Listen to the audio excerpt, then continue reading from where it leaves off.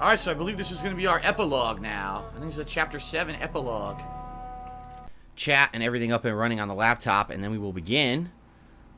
And relax for a little bit together before... wow, excuse me.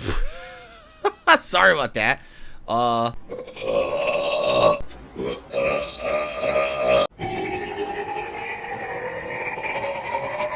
that gets to $6 in tips, ignoring the stupid tip from earlier. Okay. If you want to know, it's hilarious. It's called revisionist history. Why am I ignoring it? The person who's going to argue with me about my panel at MagFest 2012, they're going to tell me that I had a relatively small panel with a mixed reaction, and that's why MagFest didn't invite me back. Interesting. Even though it was standing room only, there were people in the back of the room who had to stand up for 2 rows because there was not enough room for people to stand or to sit in the room. And there were people waiting outside of the room for an hour before we started.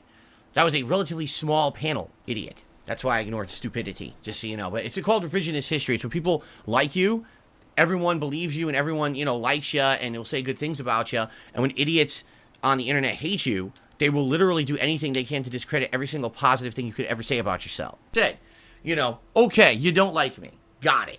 You think I'm a scammer. Got it. You think I'm a scumbag. Got it. You think I'm the worst gamer on the planet. Got it. All right. No, there actually was a time when I was a popular YouTuber and people wanted to go to conventions and meet me and sign and get autographs signed and take pictures and attend a panel and do all kinds of stuff with me. No. Maybe not today, but that did actually happen over a decade ago. You're just an idiot if you don't believe that. You're a fucking moron.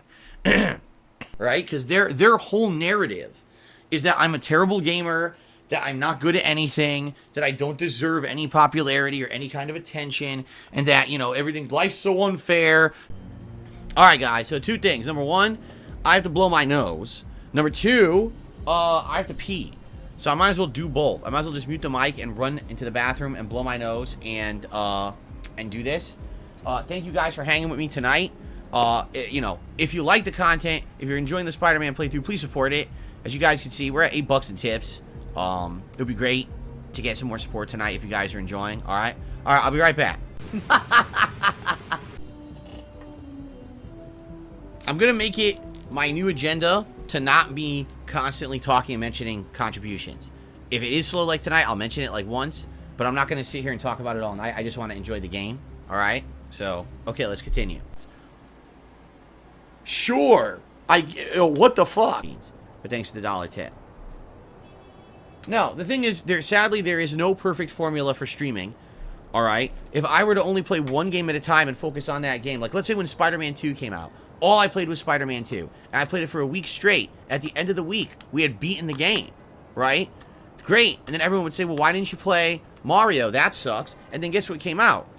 Alan Wake 2. So what if then I start playing Alan Wake 2? Well, now I'm still not playing Mario. And everyone would have said, well, why didn't you play Mario? I don't get it, right? And then, what about the React show? Oh, sorry, don't have time for the React show. I'm playing these other games. So no React content for anyone, right?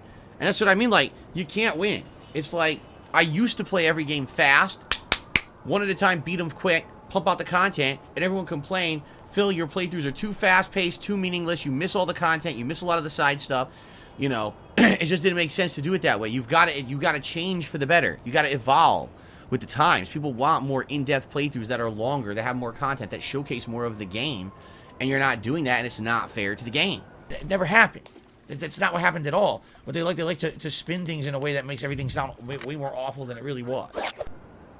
So then I changed for the better. I started doing that, and now you're saying the opposite. But you understand, like, it doesn't matter what you do. Just like when I used to do 10-minute videos. Oh, those are too short. So I would do 15, 20-minute videos. Those are still too short. Then I would do 30-minute videos. Those are, too many. You're still flooding our inbox. So now I do 1-hour videos, and no shit, people are like, oh, why don't you do half-an-hour videos? Every time I subscribe to a Phil channel, I get flooded with videos or whatever.